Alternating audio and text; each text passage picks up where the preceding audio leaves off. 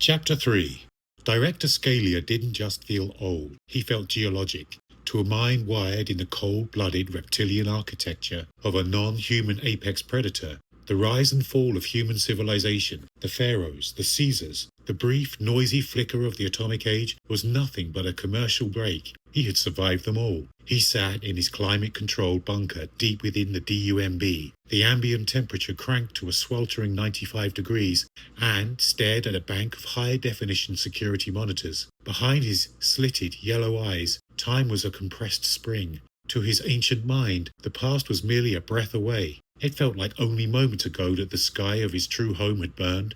The Martian War had been a conflict of absolute annihilating attrition. It had culminated in a catastrophic tactical error, the destruction of a sovereign-class vessel, a masterpiece of speculative engineering that defied gravity and comprehension. The retaliation for that strike had been a weapon of such profound violence that it literally cracked the planet's atmospheric seal. The air was sucked howling into the void, turning a thriving, complex world into an irradiated, toxic husk. Even their biology, resilient to the point of being almost supernatural, couldn't endure the surface radiation. Mars had become a tomb, forcing the survivors to flee to this damp blue rock, this outer rind of the inner solar system. Scalia believed in the old ways. Cruelty, power, the ruthless, mathematically precise application of violence. In his mind, it was the only equation that balanced, the only way to assert total dominance, especially over the cold, creeping logic of artificial intelligence that had begun to plague their civilization before their fall.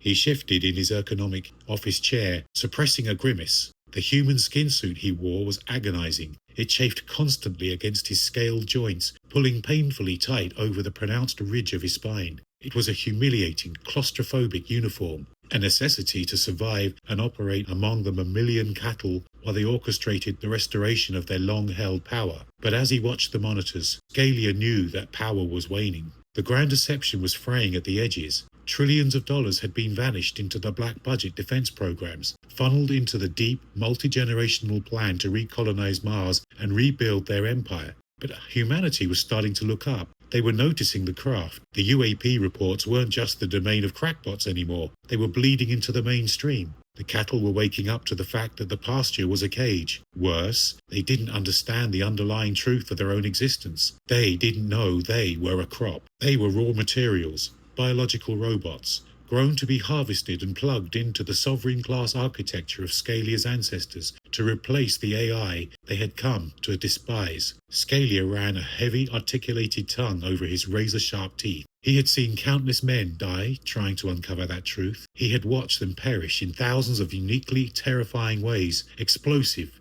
decompression in test chambers, untraceable radiation baths, staged suicides, and more than a few times, when the red tape of the human military grew too thick, he had executed them himself, opening their throats with a single, brutal swipe of his hidden claws. On Monitor 4, a speck of white moved against the grey concrete of Level 7. It was Tech Steneston. Scalia watched with the unblinking, cold detachment of a snake observing a field mouse navigating a maze. He watched the human approach the primary checkpoint. Arthur swiped his keycard. A green light flashed.